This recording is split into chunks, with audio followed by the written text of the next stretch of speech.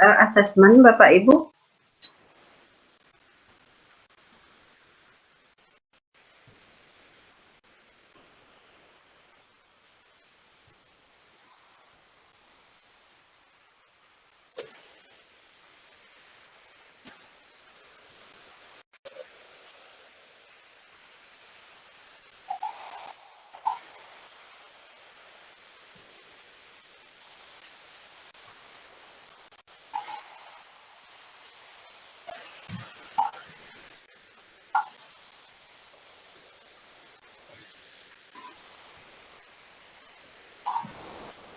Oke, baik. Bapak Ibu, Assalamualaikum warahmatullahi wabarakatuh. Waalaikumsalam. Bapak Ibu, kita akan kembali pada sesi kedua, Bapak Ibu. Sesi kedua kita itu tentang asesmen formatif dan sumatif, Bapak Ibu. Nah, yang sebelumnya kita sudah membahas tentang asesmen diagnostik. Baik Bapak Ibu, sebelum kita melanjutkan ke asesmen formatif dan sumatif, kita akan melakukan ice breaking Bapak Ibu. Bapak Ibu silahkan mempersiapkan satu kertas kosong Bapak Ibu.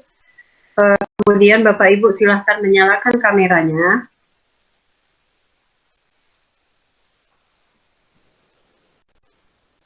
Oke, baik, sudah ya Bapak Ibu. Silahkan Bapak Ibu menyalakan kameranya. Saya akan membacakan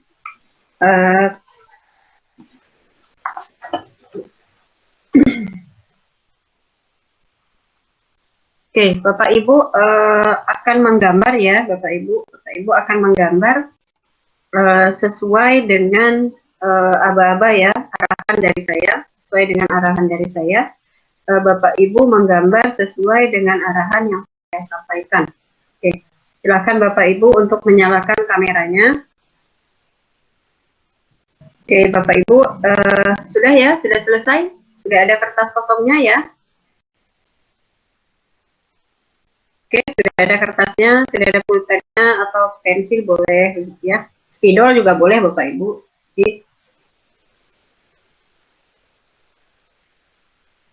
Oke, arahan yang pertama, Bapak Ibu. Pertama-tama, buatlah lingkaran kecil di bagian atas kertas. Pertama-tama, buatlah lingkaran kecil di bagian atas kertas. Tengah, samping, atau kanan kiri, Bu? Terserah, Pak. Pertama-tama, buatlah lingkaran kecil di bagian atas kertas. Oke, yang kedua, kemudian buatlah satu garis vertikal. Kemudian buatlah satu garis lurus vertikal dari lingkaran tersebut ke tengah halaman. Kemudian buatlah satu garis lurus vertikal dari lingkaran tersebut ke tengah halaman.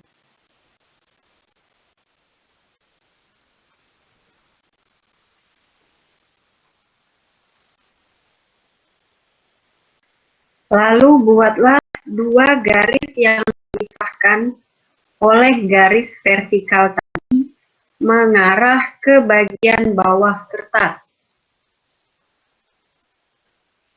Lalu buatlah dua garis yang dipisahkan oleh garis vertikal tadi mengarah ke bagian bawah kertas.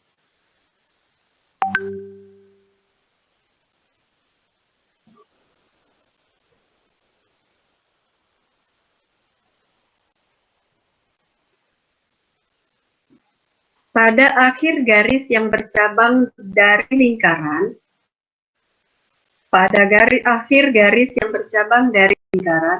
buatlah 5 garis kecil. Pada akhir garis yang bercabang dari lingkaran, buatlah 5 garis kecil.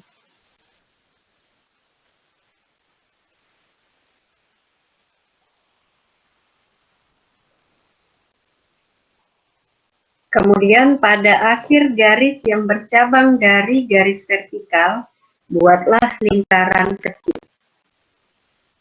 pada akhir garis yang bercabang dari garis vertikal, buatlah lingkaran kecil. Oke, baik Bapak Ibu, sudah selesai gambarnya? Sudah selesai?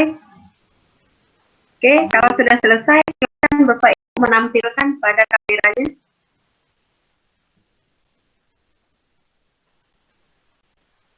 Punya Bu Dwi, itu gambar apa Bu Dwi?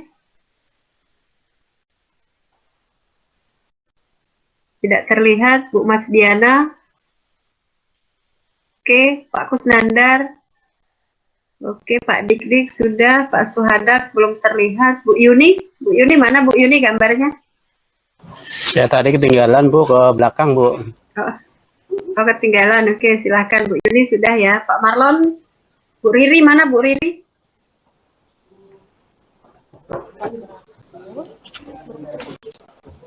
Ya? Ini Bu. Ya, itu gambar Bu Riri ya. Ya, nggak ada yang benar, nggak ada yang salah Bu. Cuma tujuannya saja. Oke. Sederhananya Bapak Ibu, sederhananya dari gambar tadi, kira-kira buat apa ya? Gambar apa ya? Berimajinasi. Ya, dari perintah tadi sebenarnya Bapak Ibu sedang menggambar ini. Terlihat? Vertikal lurus. Kebalik ke atas ya. Ya, ini terlihat ya.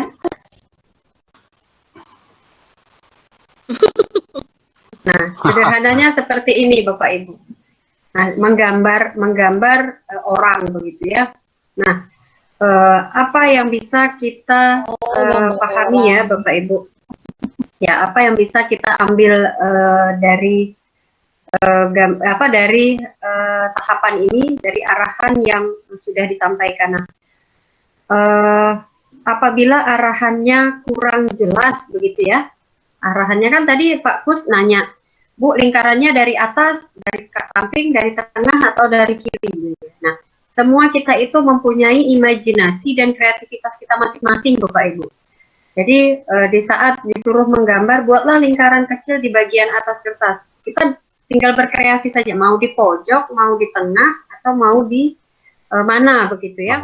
Kemudian buatlah garis lurus vertikal dari lingkaran tersebut ke tengah halaman.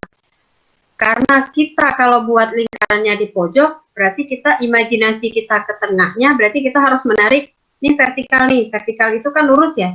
Vertikal itu lurus dari atas ke bawah kan, horizontal dari kiri ke kanan begitu. Nah, di situ mulai muncul kalau arahan, kenapa imajinasi yang pertama kita tadi. Nah, begitu juga kita Bapak Ibu apabila ingin memberikan asesmen kepada peserta didik kita Bapak Ibu. Arahan kita itu jelas tidak? Nah, kalau arahan kita jelas, otomatis peserta didik kita itu gampang menjawabnya. Tapi kalau arahan kita tidak jelas, sebenarnya yang perlu remedial itu bukan siswa kita, tapi gurunya yang harus diremedialkan. Nah, sekiranya tadi kan sudah lihat ya, sudah mendengar arahannya, sudah melihat gambarnya. Kalaulah gambar arahan itu kita gambar lagi, apakah Bapak Ibu sudah bisa menggambar seperti yang dicontohkan tadi? Sesuai arahannya. Sudah bisa. Kenapa sudah bisa dan pasti gambarnya sama? Karena arahannya jelas, contohnya juga jelas. Nah, selama ini Bapak Ibu, apakah kita memberikan asesmen kepada peserta didik kita seperti itu? Ujuk-ujuk langsung bilang, ini kamu nggak tahu apa-apa, begitu. Ujuk-ujuk langsung bilang, itu aja nggak bisa, Ibu udah capek loh, gitu. Nah, tapi arahan kita, apakah arahan kita itu dapat mudah dimengerti oleh peserta didik kita, Bapak Ibu? Nah, itu yang harus kita introspeksi diri ya. Saya juga kadang-kadang introspeksi diri, ternyata saya menggampangkan atau memberikan anggapan, anak-anak gampang, anak-anak itu lebih mengerti dari saya. Nah, tapi tergantung arahannya. Kalau arahan kita jelas, maka untuk melakukan aktivitas apapun itu lebih mudah, Pak Ibu. Nah, baik Bapak Ibu, kita lanjut dengan modul asesmen ya Bapak Ibu. Asesmen itu asesmen formatif dan sumatif. Nah, kita harus merubah paradigma kita, Bapak Ibu, paradigma kita yang selama ini bahwa melakukan asesmen itu pada akhir pembelajaran ya, Bapak Ibu. Terkadang kita lupa bahwa ada asesmen proses yang jauh lebih penting bila dibandingkan dengan asesmen sumatifnya, begitu ya. Jadi Bapak Ibu pernah ada pengalaman siswa itu tidak pernah hadir ke sekolah, tapi mendapatkan nilai yang sangat bagus. Ada siswa yang rajin ke sekolah, tapi mendapatkan nilai ujian atau nilai ulangan hariannya yang biasa-biasa saja atau di bawah rata. Nah, bagaimana proses ini bisa terjadi? Bagaimana penilaian yang Bapak Ibu akan lakukan terhadap peristiwa yang terjadi seperti ini? Silakan Bapak Ibu mencermati dan menggambarkan atau memberikan tanggapan. Ada siswa yang jarang datang ke sekolah, tapi memiliki nilai.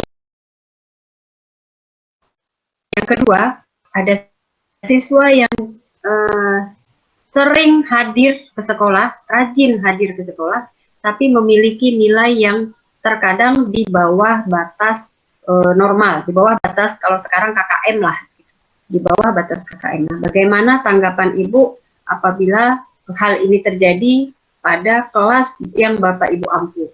Silakan Bapak Ibu.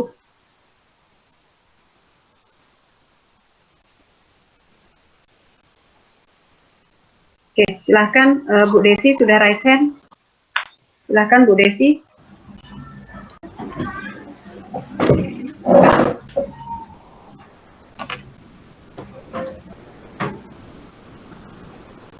Oke, Bu Desi, suara kami tidak terdengar. Oh ya, maaf Bu, belum dinyalakan mikrofonnya. Oh iya, silakan. Silakan Bu Desi. Ya, Assalamualaikum warahmatullahi wabarakatuh. Waalaikumsalam warahmatullahi wabarakatuh. Kalau menurut saya mengenai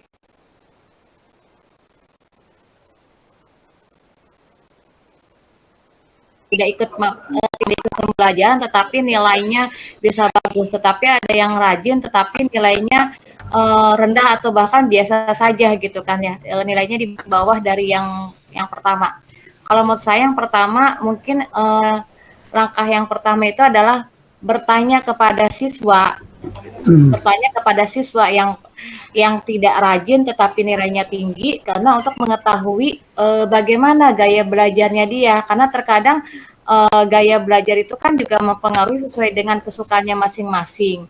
Kemudian yang kedua, melihat juga latar belakang potensi di awal, potensi ketika pembelajaran di awal itu, karena kan terkadang ada siswa yang sangat cepat bisa langsung paham, ada siswa yang lebih lambat dalam pemahaman itu. Nah, di sini mungkin seperti itu sih. Jadi lebih mengenal dulu siswanya gitu.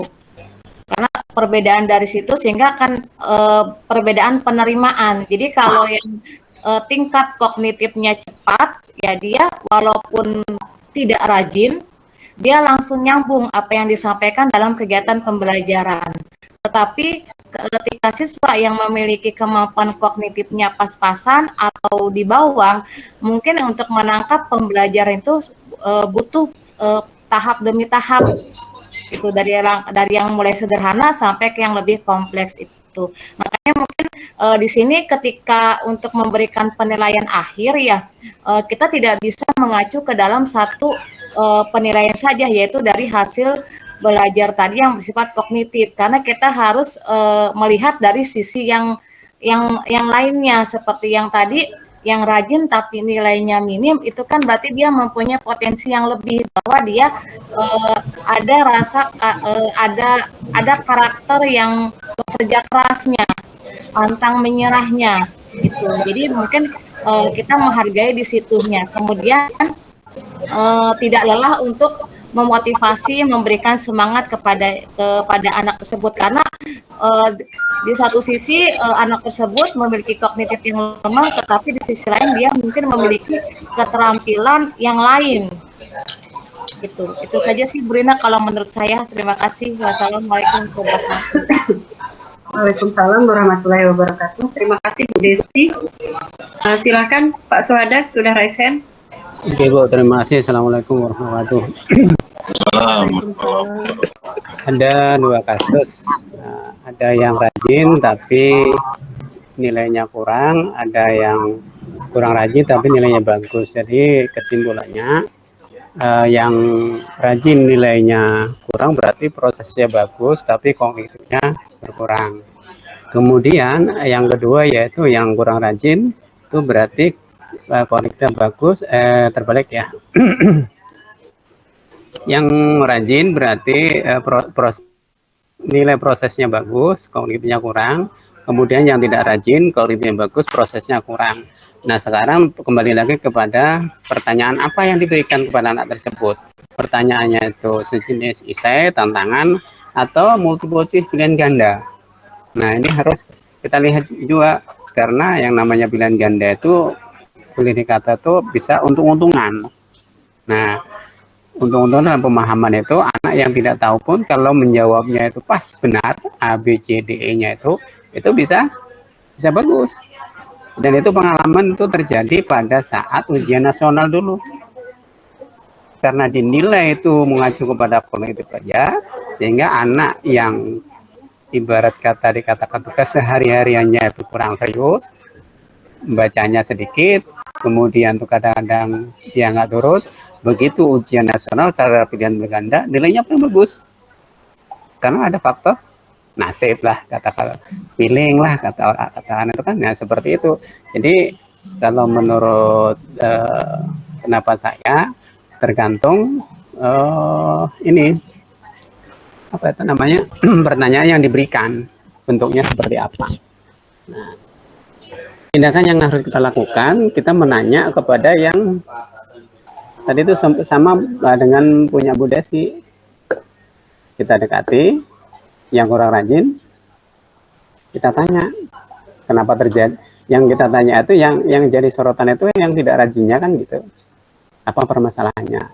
Setelah kita ketahui, kalau untuk intelijensinya tentunya di awal PPDB itu kita sudah tahu bahwa si A, si B, si C itu kemampuannya di sini.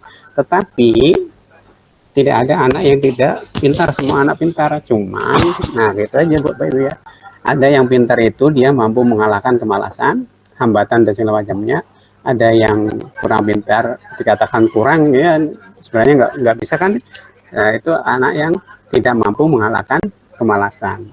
Jadi kita menilai harus secara menyeluruh, komprehensif, sehingga proseslah yang perlu kita tekankan untuk membuahkan hasil yang begitu baik. Saya rasa demikian Bu, terima kasih.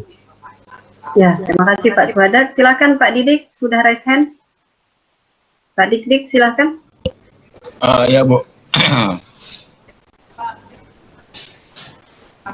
Terima kasih.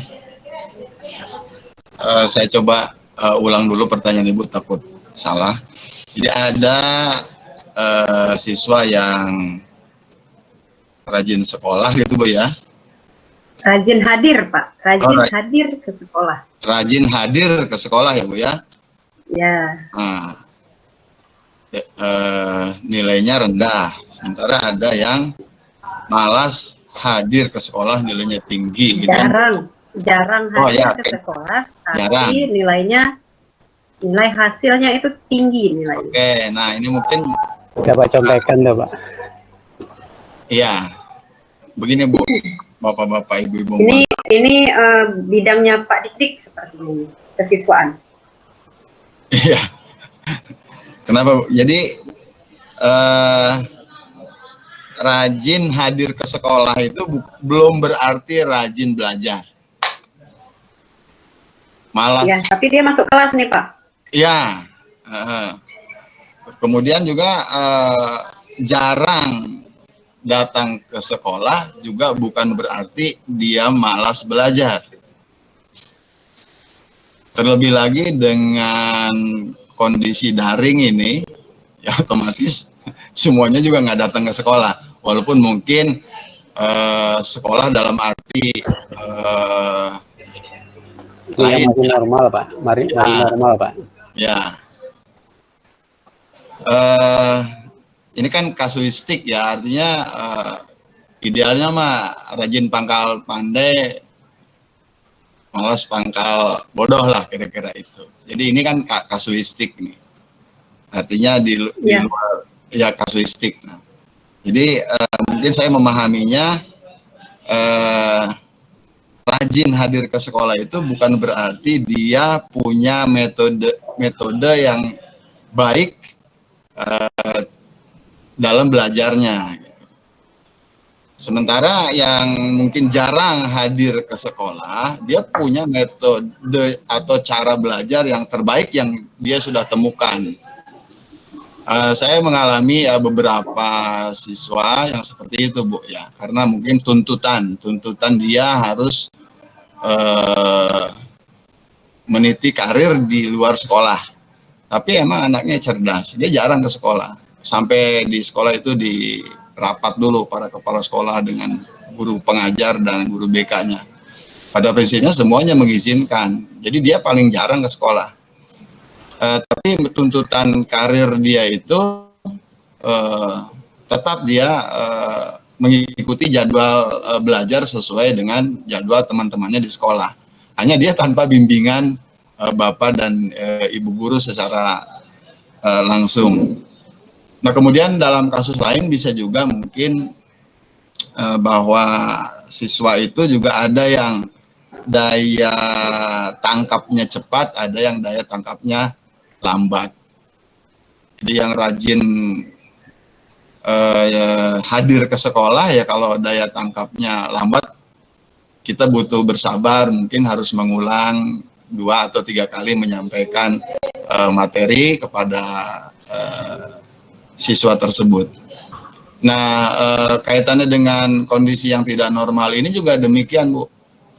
Zaman kami dulu kecil mungkin kalau diam aja di rumah, diam aja di kamar, wah, sangat minim informasi.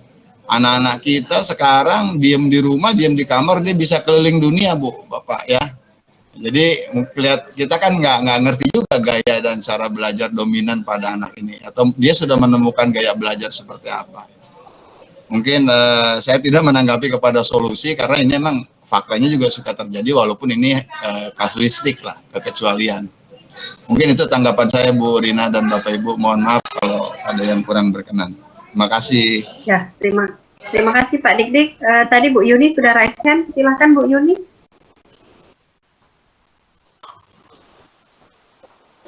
Ya, sama-sama.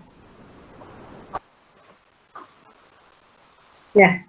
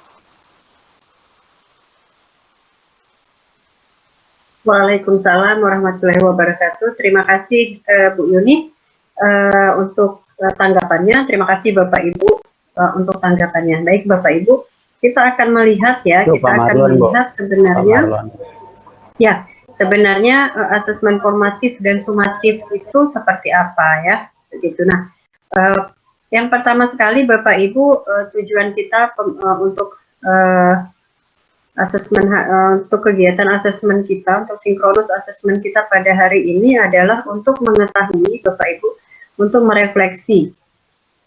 Sudah terlihat ya?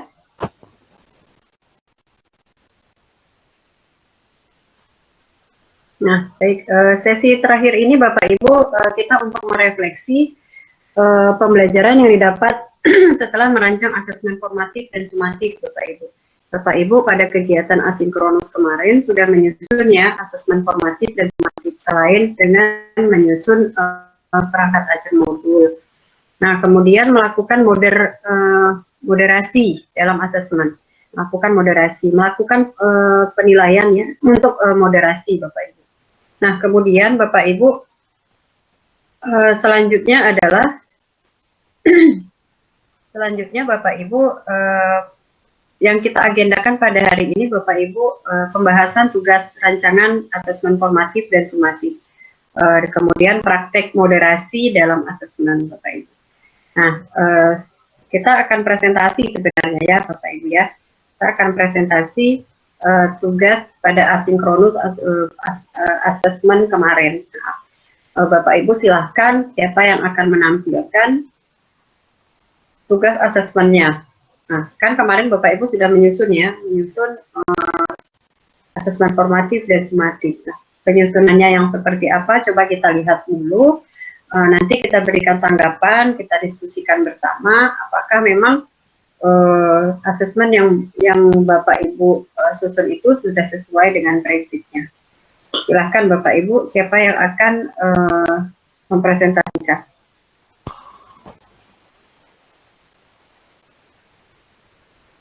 Oke, silahkan Bapak Ibu. Pak Marlon, sudah? Oke, silahkan Pak Marlon. Pak Marlon akan presentasi asesmennya, tugas asesmennya.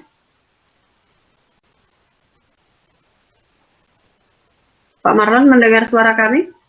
Ya, saya dengarkan Bu. Ini buka filenya dulu. Ya, silakan. Saya stop presentasi karena tidak bisa double. Oke, silakan Pak.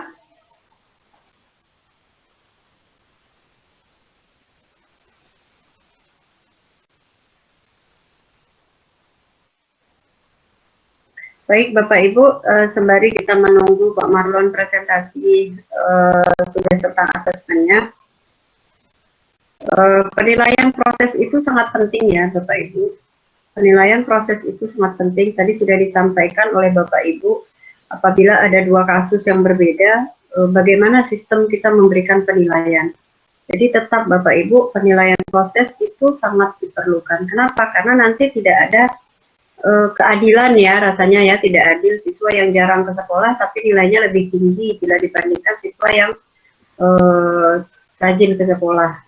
Jadi sudah disampaikan oleh Bu Yuni bahwa penilaian proses itu sangat penting.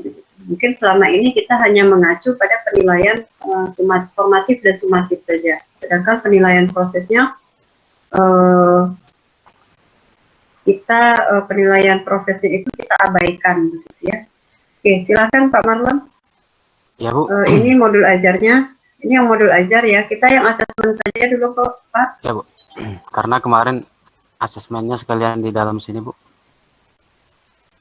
Oh, digabung ya? Iya Bu.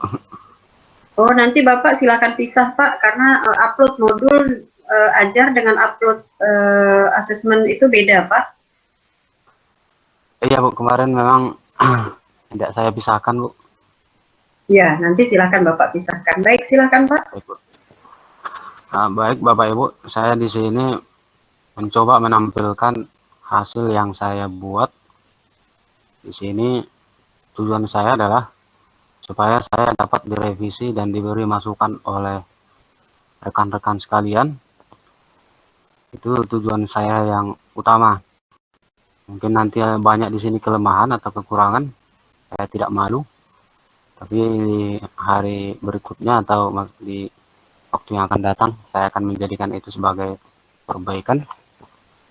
Nah, di sini asesmen itu saya buat dalam dua bentuk. Yang pertama asesmen formatif, yaitu penilaian atau asesmen di dalam proses. Di sini bentuknya adalah penilaian sikap, yaitu sikap dari siswa selama mengikuti kegiatan presentasi. Alatnya adalah lembar observasi atau lembar pengamatan.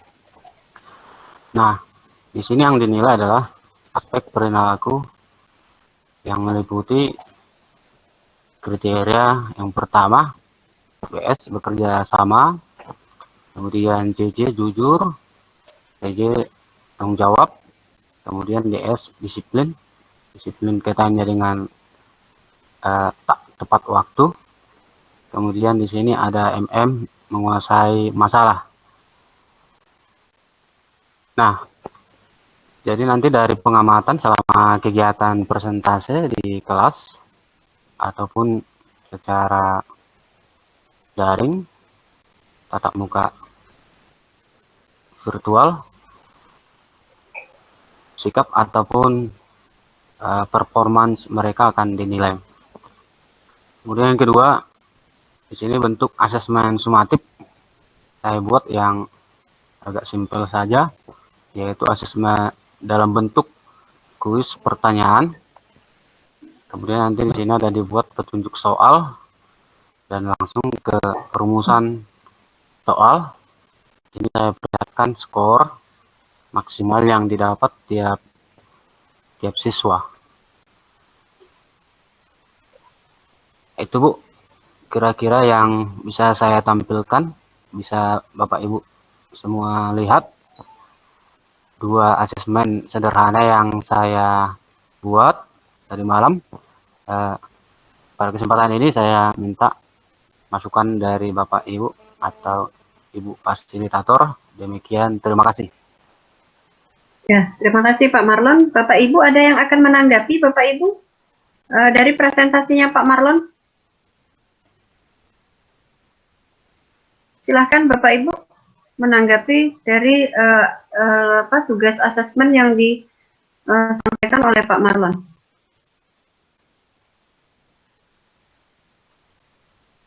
Oke, tidak ada Bapak Ibu. Silakan Pak Dik-Dik, itu sudah raise hand atau yang tadi ya?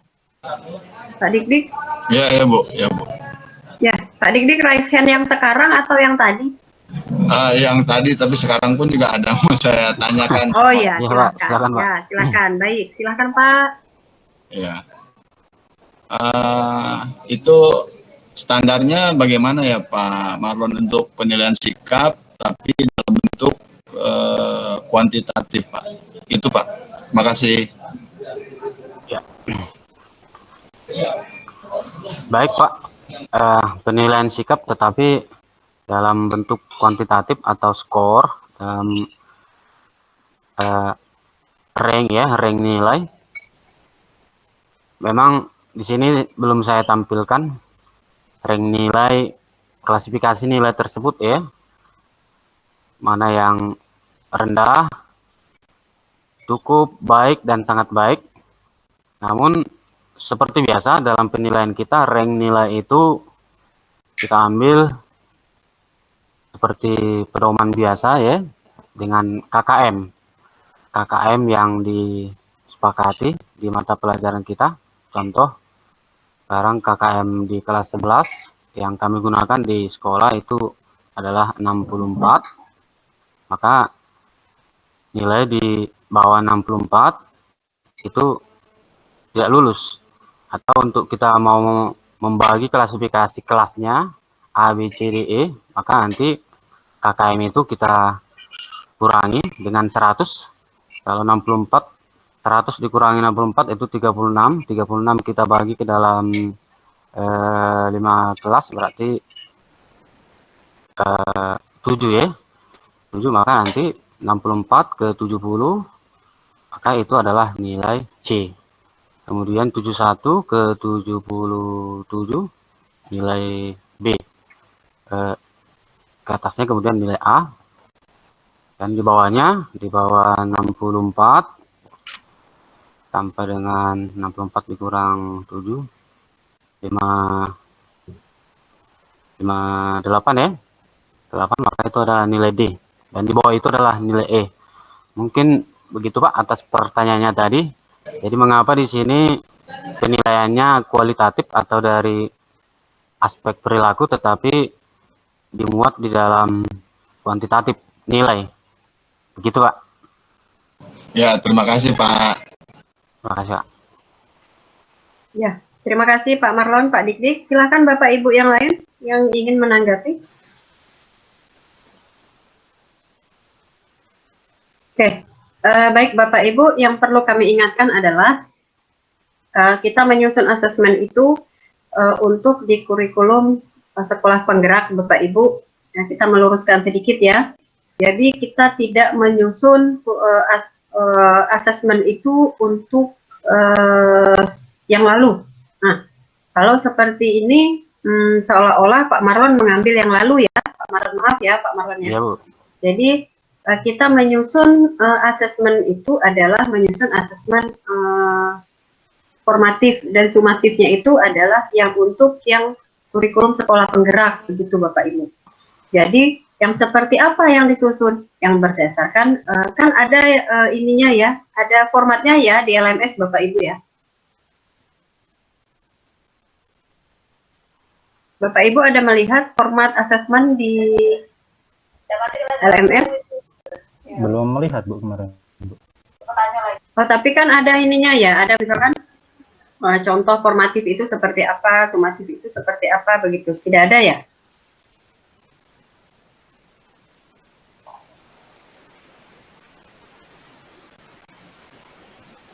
Oke, baik Bapak Ibu, kita akan menjelaskan sedikit ya, sebelum nanti saya akan Pak Marlon, silahkan stop presentasinya Pak Marlon. Baik Bu, baik Bu.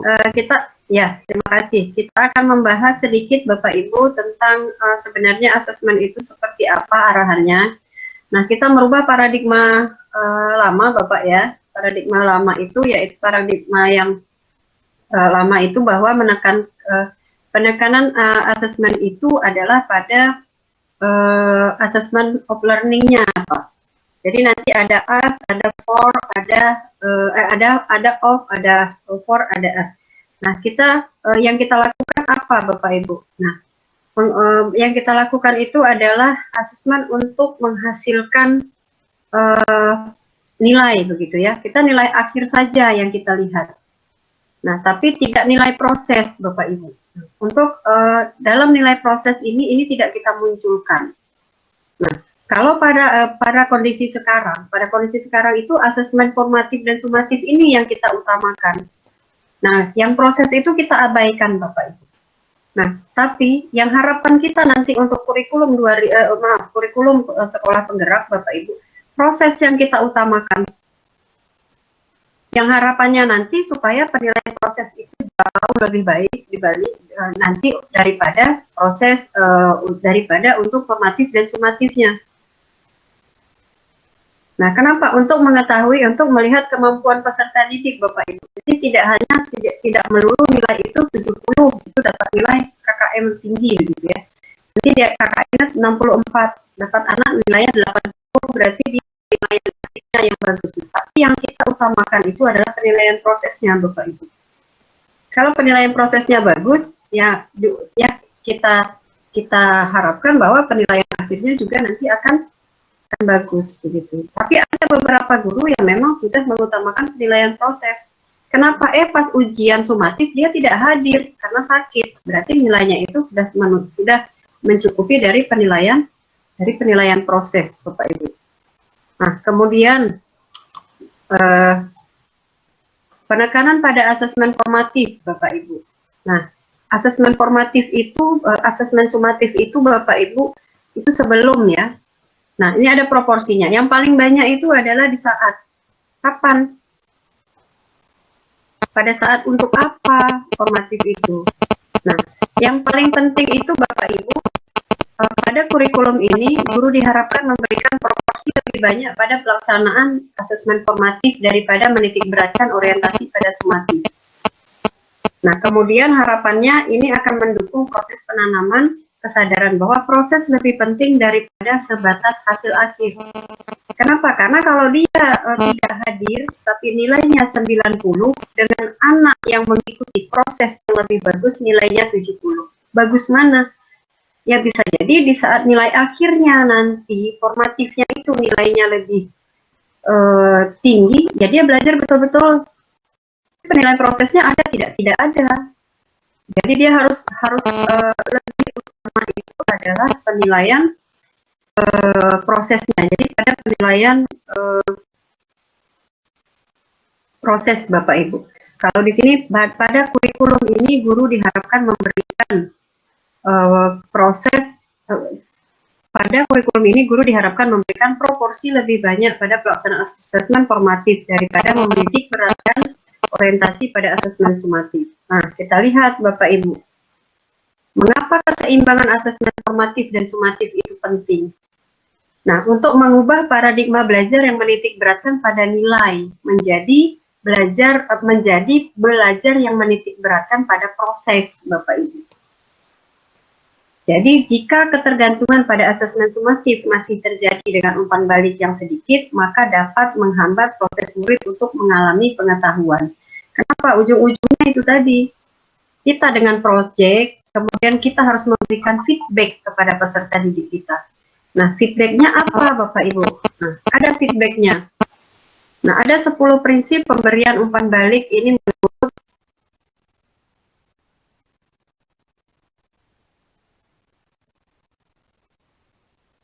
pemberian umpan balik itu 2 arah Bapak Ibu. Jangan hanya memberikan umpan balik, baik, cukup, terima kasih. Nah, tapi kita lihat dulu, kita lihat dari prosesnya. Nah, proses seperti apa misalkan? Pertama, kita langsung nggak mudah dimengerti. Mudah dimengerti itu yang mananya mudah dimengerti? Bahasa yang dipakai sederhana. Tidak usah kita terlalu bermuluk-muluk dengan bahasa yang tinggi sekali, ternyata anak tidak paham. Nah, kemudian transferable. Fokus kepada proses pembelajaran yang mengembangkan keterampilan yang lintas pekerjaan dan konteks kehidupan. Nah, sama-sama Bapak Ibu tadi ya, Bapak Ibu yang tinggal di Tangerang, itu kan lintas pekerjaannya banyak ya di situ ya. Kemudian daerah industri begitu. Nah, silakan Bapak Ibu mengaitkan dengan konteks kehidupan mereka di sana. Kemudian melihat ke belakang, mengacu kepada kemampuan dari pencapaian murid yang diketahui dari penilaian sebelumnya. Nah, kelas 10 ini melihat penilaian sebelumnya dari mana? Dari kelas 9. Berarti ada laporan catatan dari kelas 9. Materi apa saja yang sudah dipahami. Kemudian yang mana yang kurang. Nah, yang kurang itu yang kita perdalam lagi. Kemudian umpan baliknya itu Bapak Ibu spesifik. Berhubungan langsung dengan aktivitas yang dinilai. Jangan yang dinilai itu aktivitasnya proses di dalam kelas, tapi yang kita nilai adalah proyeknya. Kemudian lebih dari penilaian. Umpan balik itu bukan hanya fokus kepada penilaian performa saja, tetapi juga kepada pencapaian target pembelajaran profil. Nah, profil apa Bapak Ibu? Profil pelajar Pancasila. Kemudian tepat waktu, cukup waktu agar bisa dipakai untuk memperbaiki diri dan pada kegiatan berikutnya. Kemudian kontekstual. Kontekstual dihubungkan dengan capaian pembelajaran, profil, dan kriteria penilaian aktivitas. Kemudian seimbang Bapak Ibu. Memberikan pujian atas pencapaian, juga masukan untuk perbaikan. Jangan hanya kita coret misalkan ya perbaikan saja, tapi kita tidak memberikan solusinya apa atas yang kita revisi tersebut. Kemudian melihat ke depan, memberikan masukan bagaimana memperbaiki diri untuk tugas atau proyek berikutnya. Baru yang terakhir itu adalah selektif Bapak Ibu, selektif memberikan komentar yang detail terhadap 2 atau 3 hal yang bisa dikerjakan oleh peserta didik kita. Nah, kemudian Bapak Ibu, asesmennya itu apa saja yang harus kita lakukan pada feedbacknya Bapak Ibu. Nah, pada leader feedback ini Bapak Ibu, contohnya itu adalah pertama dari klarifikasi Bapak Ibu. Apa yang harus kita klarifikasi?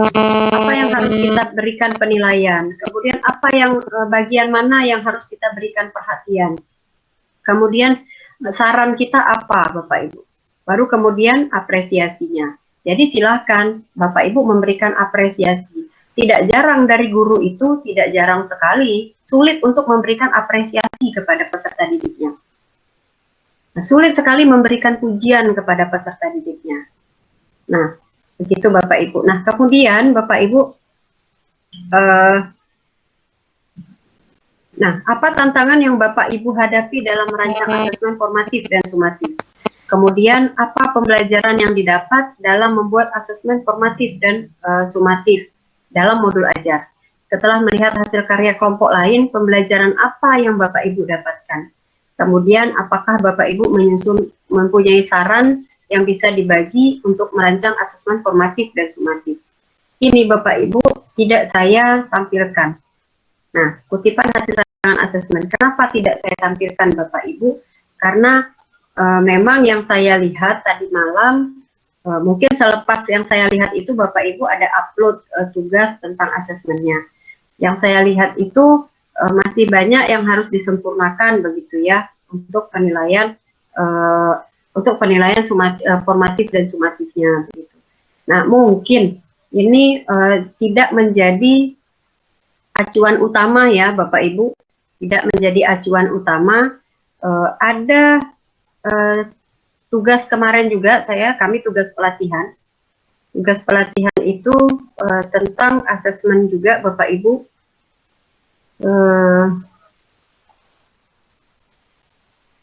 Sudah terlihat? Belum. Nah, Bapak Ibu, untuk tugas asesmen itu kan tidak harus tertulis semua ya Bapak Ibu ya. Kita bisa melakukan secara lisan. Jadi jangan mempersulit Bapak Ibu bahwa penilaiannya itu harus secara tertulis Bapak Ibu. Toh ini yang kita nilai adalah pada saat kegiatan proses. Nah, ini adalah tugas asesmen kami yang kami susun Bapak Ibu. Nah, asesmen formatif dan sumatif. Nah, di saat diskusi kelas, guru menyajikan media berupa gambar dan siswa diminta mencermati gambar macam-macam barang benda yang disajikan. Selanjutnya, siswa diminta untuk berdiskusi untuk mengidentifikasi bahan tambang yang digunakan sebagai bahan dasarnya. Nah, ini untuk tidak tertulis Bapak Ibu. Nah, kemudian Bapak Ibu, silahkan Bapak Ibu format instrumennya, instrumen penilaian diskusi kelas. Nah, yang kemampuan melakukan argumentasi, kemudian penggunaan bahasa, kemudian kemampuan memahami materi, baru responsifnya, aspek yang dinilainya tadi. Nah, kemudian Bapak Ibu, aspek yang dinilai itu harus ada indikatornya Bapak Ibu. Kenapa Bapak Ibu memberikan skor 2? Kenapa Bapak Ibu memberikan skor 1? Kenapa Bapak Ibu memberikan, tadi seperti Pak Marlon nilainya itu masih KKM begitu. Nah, itu tergantung kepada satuan pendidikan Bapak Ibu. Nah, kemudian penggunaan bahasa, kemampuan memahami materi, kemudian responsif. Ada indikator untuk penilaian hal tersebut. Baru kemudian Bapak Ibu memberikan skor. Nah, kemudian Bapak Ibu untuk presentasi juga sama Bapak Ibu. Presentasi Bapak Ibu silahkan pakai rubrik penilaian. Jadi tidak serta-merta Bapak Ibu, oh kamu bagus, nilai kamu begini, nilai kamu A, tapi kita tidak tahu rubrik penilaian apa yang kita pakai. Jadi tetap ada penilaian-penilaian yang memang kenapa sangat baik. Jadi ada indikator penilaiannya. Nah, kemudian Bapak Ibu untuk tes lisan, karena kami buatnya, kami penilaiannya kemarin itu kami tidak buat tesnya itu secara tertulis Bapak Ibu, jadi kami buatnya itu secara lisan. Nah, kalau secara lisan Bapak Ibu, kami hanya menampilkan bagaimana menampilkan gambar-gambar ini, kemudian memberikan deskripsi mengenai minat pengunjung pada objek wisata tersebut. Ini apakah bisa dijadikan proyek? Bisa Bapak Ibu. Kalau memang lingkungan Bapak Ibu itu mendukung, misalkan dekat dengan gunung, maka ya penelitiannya tentang gunung begitu. Bisa dekat dengan pantai, maka penelitiannya tentang pantai. Nah, oke. Nah, seperti ini. Nah, kemudian ada penilaiannya. Kemudian asesmen tertulis. Nah, asesmen tertulis itu apa? Ini yang formatif ya, Bapak Ibu ya, formatifnya. Barang tambang mangan nih. Jadi ada kategorinya, kemudian ada skornya. Nah, ya seperti itu. Jadi kemudian tingkat kesukarannya juga kategori kelompok soalnya juga silakan Bapak Ibu variasikan. Ya seperti ini. Ini contoh yang tidak baku ya Bapak Ibu. Jadi tidak harus serta-merta harus seperti ini contoh asesmennya.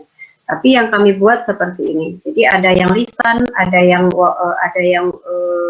presentasi, kemudian ada yang tertulis, pilihan ganda, ada yang esai. Nih, perhatikan gambar, jelaskan mengapa pertanian padi pada gambar A di atas tersebut renewable resource dan mengapa dapat dianggap juga sebagai sumber daya terbarukan dengan konservasi lahan yang baik. Nah, dia seperti ini. Nah, kemudian Bapak Ibu jangan lupa selalu menampilkan jawaban-jawaban, kemudian penskoran. Rubrik penilaiannya tetap ada. Baru yang terakhir adalah refleksi, Bapak Ibu. Tetap, kita jangan lupa melakukan refleksi. Apa saja yang sudah peserta didik pahami, kemudian pengalaman penting apa yang mereka peroleh selama pembelajaran, kemudian manfaat mempelajarinya apa, tindak lanjutnya apa, kemudian sikap yang perlu dilakukan selanjutnya apa. Kalau memang ada peserta didik kita yang memang sikapnya itu masih kurang berkenan lah untuk pada kegiatan kita pembelajaran pada proses pembelajaran kita yang sedang kita lakukan hari ini. Baik, begitu Bapak Ibu. Jadi ini contoh asesmen, tapi tidak baku ya Bapak Ibu. Jadi tidak harus seperti yang saya tampilkan, tapi minimal arahannya ke sana. Karena yang kita susun adalah asesmen penilaian, asesmen formatif dan sumatif untuk kurikulum sekolah penggerak Bapak Ibu. Nah, jadi ini yang Bapak Ibu munculkan nanti ke peserta didik Bapak Ibu. Dan Bapak Ibu juga memberikan IHT kepada teman-teman yang seperti ini. Jadi Bapak Ibu untuk tugas asesmennya nanti silakan Bapak Ibu upload ulang.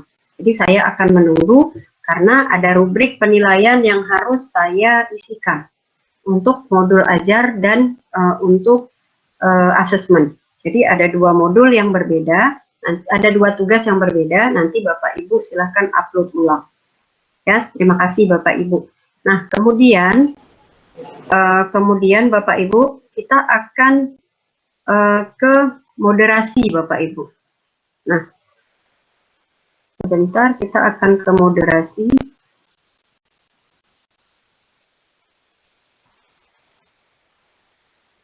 Oke. Kita akan ke moderasi Bapak Ibu, saya akan menampilkan moderasi Bapak Ibu, kira-kira hal apa yang bisa Bapak Ibu nilai ya, hal apa yang bisa Bapak Ibu nilai untuk moderasi yang terjadi saat-saat ini ya. Kita sering sekali melihat Bapak Ibu bahwa berita itu benar atau tidak begitu ya, tapi kita langsung menjudge bahwa itu adalah informasi yang sangat benar begitu. Nah, kemudian kita juga sering mengabaikan bahwa bagaimana mencari tahu informasi tersebut. Apakah informasi tersebut hanya untuk happy-happy saja, untuk kesenangan saja, atau memang informasi itu memang benar apa adanya. Baik Bapak Ibu, saya akan men-share screen sebentar. Saya akan men-share screen bagaimana hasil ini.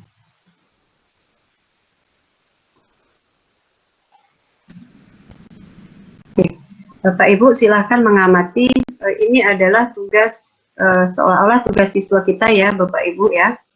Ini adalah seolah-olah tugas siswa kita untuk terlihat ya Bapak Ibu. Oke, sudah terlihat. ini adalah contoh dari tugas moderasi Bapak Ibu. Contoh dari soal moderasi ini bagaimana menangkal informasi hoax begitu. Nah, anak-anak kita suruh untuk membuat poster ya Bapak Ibu, membuat poster seperti ini bagaimana cara menangkal hoax. Jadi nanti ini adalah tugas proyek dan Bapak Ibu memberikan penilaian pada peserta didik kita. Takut jadi korban hoax, pengen tahu tips supaya bisa membedakan hoax atau dan data, ini dia tipsnya. Memastikan sumber data, kemudian membaca nama penerima, mengira-ngira apakah berita itu mungkin akan mungkin, kemudian membaca nama. Nah, dengan tugas ini Bapak Ibu, setiap guru akan memberikan nilai Bapak Ibu. Nah, untuk nilai apa saja yang bisa dinilai dari sini. Nah, tadi sudah saya sampaikan ya Bapak Ibu pada asesmen. Jadi untuk asesmen itu ada rubrik penilaiannya Bapak Ibu. Ada rubrik penilaian yang bisa Bapak Ibu pahami begitu ya. Tapi silahkan Bapak Ibu lihat dulu gambarnya, lihat dulu gambar dari kreasi anak-anak moderasi bagaimana menangkap hoax gitu. Nah, baik ya Bapak Ibu, yang ini sudah dilihat ya.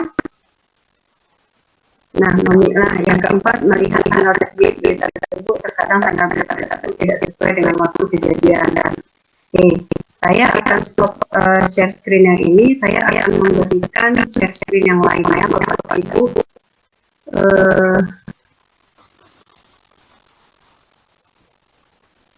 Oke, saya akan share screen yang lain. Oke. Next, maaf. Oke, nih. Oke, baik Bapak Ibu, sudah terlihat ya? Belum ya? Belum terlihat. Oke, ini sudah terlihat. Oke, sudah ya Bapak Ibu ya. Gambarnya sebenarnya hampir sama, tapi ada beberapa ada perbedaan dari yang gambar tampil pertama tadi. Oke, ini yang gambar. Oke, sudah ya Bapak Ibu ya. Nah, oke. Bapak Ibu silahkan memberikan penilaian.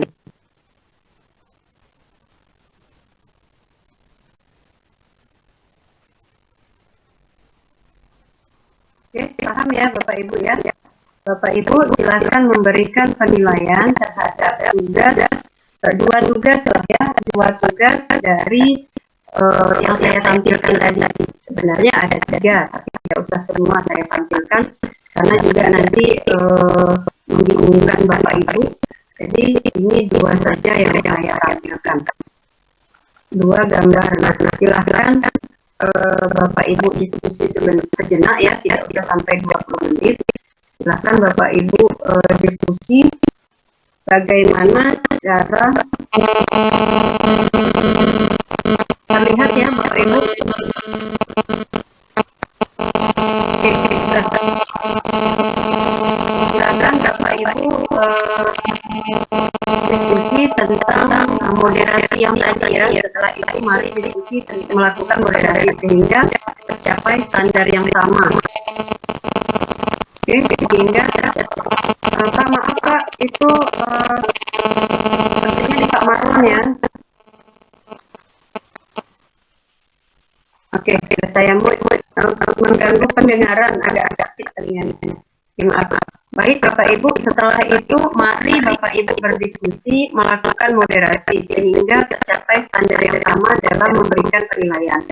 Baik Bapak Ibu, dengan bagaimana dari gambar tadi, penilaian seperti apa yang akan Bapak Ibu lakukan apabila Bapak Ibu memberikan tugas infografis menangkal hoax terhadap peserta didik Bapak Ibu?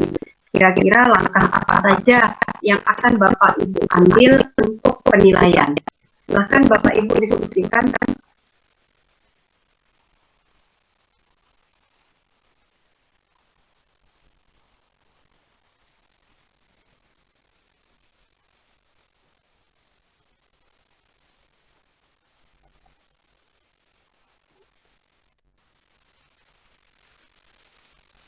Oke, silakan Bapak Ibu. Kita langsung berdiskusi saja.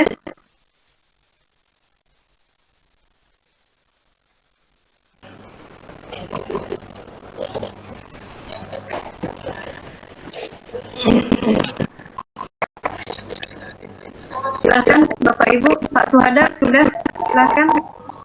Sudah menyalakan mic-nya. Terima kasih Bu. Assalamualaikum warahmatullahi wabarakatuh.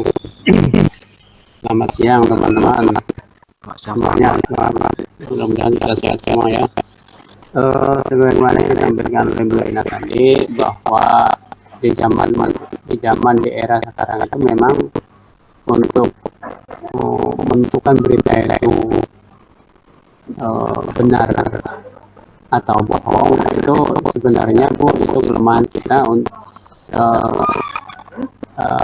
harus dikuatkan pada pemahaman literasi yang harus kita miliki Bu. Jadi sebelum kita menilai sesuatu itu harus kita baca dulu, kemudian kita cerna seperti yang digambarkan tadi, maka sumber dari mana, tanggalnya bukan daluarsa atau masih update, dan di samping itu kita juga harus kan di zaman IT ini ada teknologi yang begitu cepat mengetahui bahwa berita tersebut itu hoax atau benar. Nah, kebanyakan di antara kita itu memang kurangnya literasi untuk membaca hal tersebut, sehingga kadang-kadang termasuk saya juga ya, begitu menerima berita itu dibaca sekilas tanpa dipahami makna, tanpa di sumbernya, seperti yang terjadi beberapa bulan yang lalu itu bukan anak 12 itu kan mencari, ada yang ingin sekolah, ada yang ingin bekerja dan lain sebagainya. Begitu ada yang share lowongan pekerjaan, tanpa saya berpikir panjang langsung saya share lagi di anak-anak. Ternyata setelah satu menit, 5 menit, 10 menit mendapat kabar bahwa berita tersebut adalah itu sebenarnya tulisan-tulisan itu kan yang saya kemarin itu tulisan yang dari instansi yang memang kredibel. Ternyata ada pihak-pihak yang tidak bertanggung jawab menyebarkan berita yang seperti itu. Jadi yang sebenarnya itu adalah kelemahan kita di literasi, memahami penguatan literasi yang begitu kurang Bu. Saya rasa demikian dari saya. Terima kasih, mohon penjelasannya. Ya, terima kasih Pak Suhada. Silakan Bapak Ibu. Ya, Bu Desi sudah raise hand. Silakan Bu Desi. Terima kasih Bu Rina, mohon maaf cross check kembali untuk pertanyaan itu kan bagaimana kita menyamakan standar penilaian terhadap tugas yang tadi ditampilkan oleh Bu Rina ya Bu. Ya. Kalau menurut saya, kalau untuk melihat tugas yang seperti itu, yang infografik, di sini kita menyamakan, guru membuat standar penilaian yang pertama, ya, dinilai yang adalah ya pertama tingkat kreativitas siswa dalam menggali informasi. Itu. Yang kedua, kreativitas siswa dalam menampilkan atau menyimpulkan informasi yang telah diperoleh. Itu. Kemudian yang ketiga, di sini adanya kerjasama antar kelompok, adanya kerjasama antar anggota kelompok, karena juga akan terlihat setelah mereka saling menggali informasi dari berbagai sumber, di sini akan ada saling bertukar pikiran sehingga menghasilkan suatu kalimat atau redaksi yang sederhana tetapi mudah diingat dan mudah dipahami. Karena kalau misalnya untuk penilaian infografik yang bersifat poster itu kan kita harus mengingat dulu konten poster itu adalah kalimatnya itu jelas, lugas, tetapi informatif itu. Kemudian di sini kan penggunaan bahasa juga sama itu. Kemudian kita juga melihat karena dia kreatif, kemudian ada kerjasama, juga kita melihat bahwa adanya penguasaan teknologi para peserta didik. Karena di sini kalau untuk poster itu kan di sini tergantung ya Bu ya, kita itu memperbolehkan siswa ini boleh membuat posternya secara digital atau boleh membuat posternya secara manual tulis tangan gitu kan. Di sini kita juga karena terkadang ada anak yang IT-nya kurang, tetapi dia punya kelebihan di menggambar, sehingga akhirnya menampilkan poster yang menarik walaupun dengan hasil tulisan tangan gitu. Saya rasa sih seperti itu dulu Bu. Jadi disamakan dulu persepsinya, kita membuat standar penilaiannya seperti itu. Jadi dari kreatif, kemudian kerjasamanya, kemudian penggunaan bahasanya, karena kita juga harus melihat sesuai atau tidaknya hasilnya itu dengan syarat-syarat poster itu harus bagaimana gitu Bu. Itu saja mungkin Bu Rina, terima kasih. Ya, terima kasih Bu Desi. Terima kasih Bapak Ibu. Ada lagi yang akan menyampaikan tanggapannya?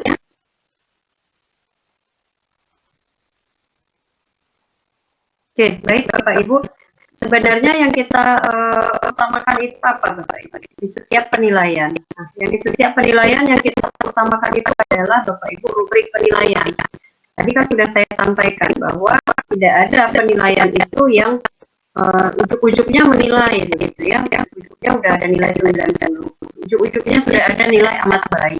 Gitu. Tapi kita tidak tahu penilaian yang bagaimana yang harus kita tampilkan gitu ya. Jadi Bapak Ibu silakan Bapak Ibu membuat dulu rubrik penilaiannya. Nah, rubrik penilaian kira-kira apa Bapak Ibu? Nah, misalkan kita lihat dari aspek isi teksnya. Isi teksnya seperti apa? Kemudian bagaimana cara penyampaian pesannya? Kemudian Bapak Ibu desain. Desainnya itu apakah pesan itu tersampaikan kepada orang lain? Kenapa? Karena kita bisa memberikan, kita bisa memberikan tugas kepada peserta didik kita, tapi jangan sampai kita nanti dalam proses penilaiannya, anak-anak itu, peserta didik kita itu tidak puas untuk mendapatkan hasilnya. Boleh, apa saja boleh, untuk penilaiannya bagaimana, tapi ya jangan lupa bahwa Bapak Ibu memberikan penilaian yang berdasarkan rubrik, ada acuan untuk memberikan penilaian. Nah, jadi tidak ada tugas yang anak-anak buat itu, tugas yang peserta didik buat itu, kita nilai tapi kita tidak punya acuan. Kenapa dapat nilainya 5? Kenapa dapat nilai 80? Kenapa dapat nilainya A? Kalau dapat nilai A, nah misalkan dari isinya, dari isi teksnya sudah bagus. Kemudian dari masyarakat bisa mengambil informasi dari infografis yang peserta didik kita buat. Kalau misalkan tidak bisa dengan cara digital, tidak bisa dengan buat poster atau buat gambar, ya sekarang banyak cara. Nah, grafis itu peserta didik kita lebih paham Bapak Ibu daripada kita. Kita mungkin masih buatnya masih nempel-nempel begitu ya. Kalau mereka sudah beda, mereka sudah buatnya secara video, buatnya pakai multimedia, buatnya macam-macam aplikasi yang mereka memang sudah kuasai. Kita tinggal perintahkan saja, tapi dengan catatan bahwa ada rubrik penilaian Bapak Ibu. Ada rubrik penilaian yang memang kita sediakan. Jadi tidak hanya kita memberikan tugas kepada peserta didik kita, tapi kita tidak memberikan rubrik penilaiannya. Kita tidak mengarahkan. Kenapa? Nanti akan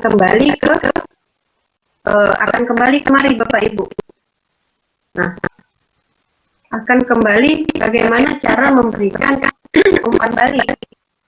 Nah, apakah umpan balik ini berjalan? Apakah umpan balik ini kita berikan kepada peserta didik kita? Nah, dalam melaksanakan bagaimana siswa kita melaksanakan tugas proyeknya atau tugas yang lainnya. Nah, ini. Bagaimana modernisasi hasil kerja siswa? Hasil kerja siswa itu, Bapak Ibu, hasil kerja yang sudah dibuat peserta didik kita, setiap guru itu menilai. Nih, kita dalam tim kita, dalam kelompok, dalam kelas kita menilai Bapak Ibu. Menilai yang bagaimana? Kalau tidak ada acuannya, tidak ada rubrik penilaiannya, maka penilaian kita akan berbeda. Tapi kalau rubrik penilaian kita ada, Bapak Ibu, maka penilaian kita akan sama, akan seragam, Bapak Ibu. Nah, hal ini nanti akan terjadi pada saat kurikulum sekolah penggerak. Si A menilainya bagaimana, si B menilainya bagaimana, si C menilainya bagaimana. Itu salah tidak? Ya tidak salah. Kenapa? Karena merdeka dalam memberikan penilaian. Nah, supaya mungkin ada penyeragaman saja, nah itu kembali lagi kepada kebijakan satuan pendidikan Bapak Ibu. Bagaimana penilaian, proses penilaian, bagaimana hasilnya, bagaimana ujiannya, memberikan asesmen nanti, itu kembali kepada satuan pendidikan Bapak Ibu. Nah, supaya apa Bapak Ibu? Supaya hasil nilai peserta didik kita itu punya satu acuan yang tepat. Jadi tidak ujung-ujungnya ada nilai 90 tapi kita tidak tahu nilai 90 itu dari mana. Oke, baik Bapak Ibu, silakan Pak Marlon sudah raise hand, silakan Pak Marlon. Baik, terima kasih Bu atas penjelasan dan tampilan yang Ibu buat tadi. Di sini memang jujur saja dalam melaksanakan proses pembelajaran di sekolah, terutama di sini yang perlu digarisbawahi yaitu asesmen formatif ini Bu, memang di sini kadang kelemahan saya sebagai guru dalam menilai proses. Itu tadi seperti yang Ibu jelaskan, saya berterima kasih bahwasanya penilaian proses itu harus kita lengkapi dengan rubrik penilaian ya, indikator penilaian, terutama kalau penilaian sumatif misalkan atau ulangan harian itu jatuhnya ya, maka tentu harus kita lengkapi dengan kisi-kisi soal, kartu soal, pedoman penskoran, dan yang lebih utama tadi adalah tindak lanjut dari penilaian tersebut. Saya di sini terima kasih atas kesempatan ini untuk ke depan nanti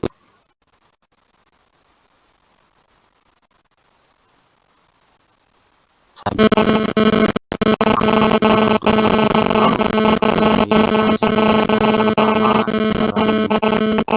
proyek-proyek maksudnya hajatan-hajatan besar seperti tengah semester ataupun ujian akhir semester dan selain akhir semester, itu memang itu segi soal, kartu soal seluruhnya itu lengkap pasti kan. Hanya memang di keseharian ini, proses sehari-hari memang terkadang di situ jujur seperti saya mungkin di situ kurang dalam hal ya melengkapi asesmen untuk formatif setiap pertemuan. Di sini Bu, sebelum nanti kegiatan ini berakhir, saya mau bertanya kepada Ibu sebagai fasilitator. Ada yang mengganjal dalam hati saya, yaitu masalah penilaian atau asesmen ini nanti kita berbicara di akhir semester begitu ya, atau kenaikan kelas. Bagaimana pandangan Ibu atau informasi yang Ibu dapat dalam kurikulum sekolah penggerak ini? Apakah siswa atas dasar kesepakatan dari guru atau musyawarah guru di sekolah menghasilkan keputusan, tapi harus digarisbawahi ini dalam kondisi normal, bahwasanya seorang oknum siswa tertentu tidak naik kelas? Bagaimana Bu di pandangan di kurikulum sekolah penggerak ini? Terima kasih Bu.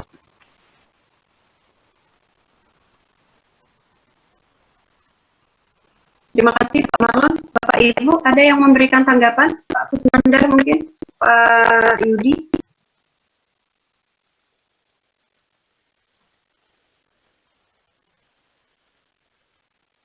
Silahkan Bapak.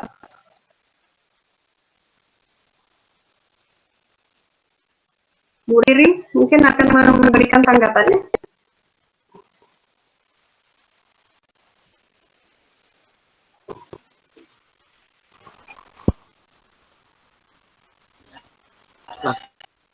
Bapak Ibu Tidak, berbagi. Ya, silakan. Suara siapa tadi? Saya kurang ini. Oke, silakan. Bu Riri. Bu Riri ya. Silakan Bu Riri. Pak Marlon, tolong mic-nya dimatikan Pak Marlon, di-off-kan Ya, Pak Marlon, maaf. Ya, silakan Bu Riri.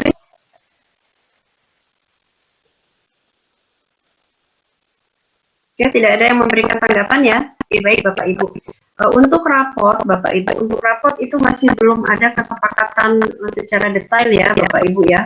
Bagaimana sebenarnya raport itu, hasil akhir raport itu belum ada. Karena pun memang kita belum melaksanakan pembelajarannya. Mungkin nanti pas sudah pelaksanaannya kita akan mendapatkan raport yang memang kira-kira yang dipakai ini gitu ya.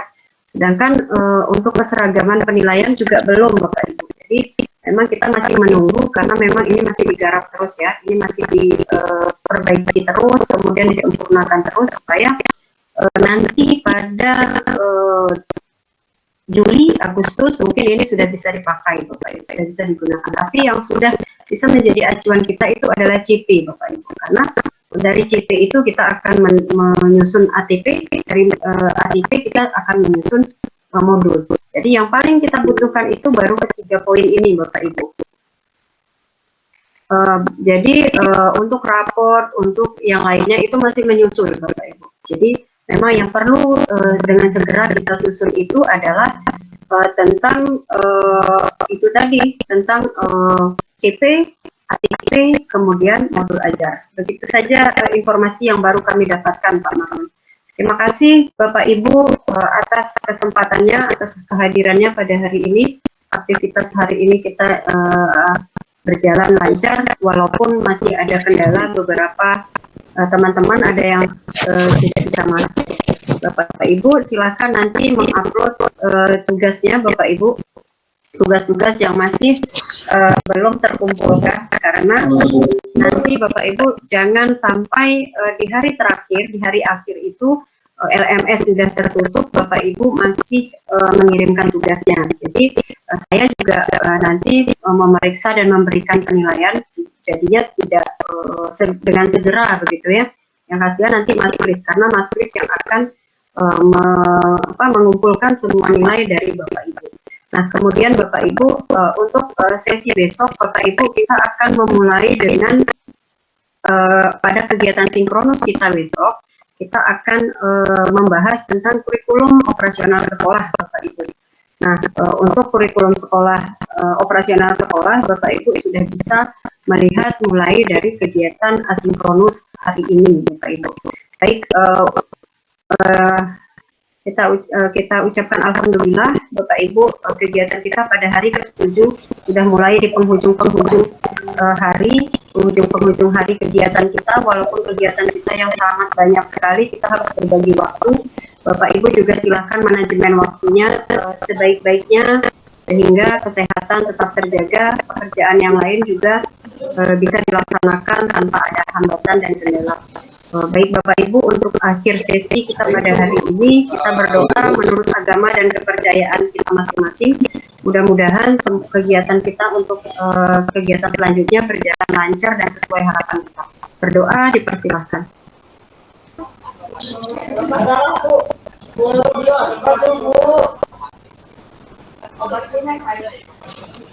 Terima kasih Bapak Ibu. Sebelum kita mengakhiri kegiatan kita hari ini, kita menyalakan kamera sebentar Bapak Ibu ya. Silakan Bapak Ibu menyalakan kameranya. Bu Yuni, sebelum menyalakan kamera.